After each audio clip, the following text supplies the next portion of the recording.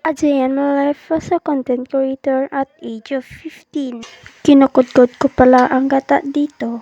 Tuturuan ko kayo kumuha ng isang banyado, kuskusa ng niyog, at ito'y ikudkod na sa gata. Fast forward nga pala mga be. At pagkatapos, kumuha ng tubig. Yan tuloy, nadamihan ko na.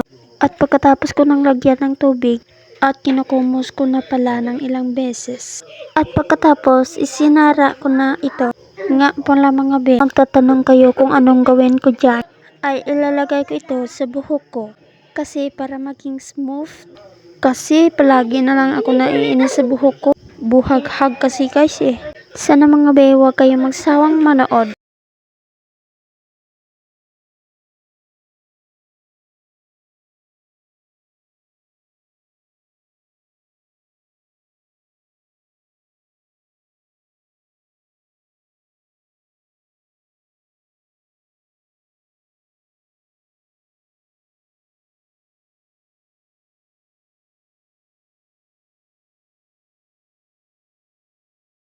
At pagkatapos, nagsindi na rin ako dito ng kawali. At tinigdan ko nga pala dito kung mainit na yung kawali. At inilagay ko na ang gata dito. At pagkatapos, tinakpan ko nga pala dito. At hinihintay ko na pala para kumulo. Tambak na naman ang hugasin guys oh.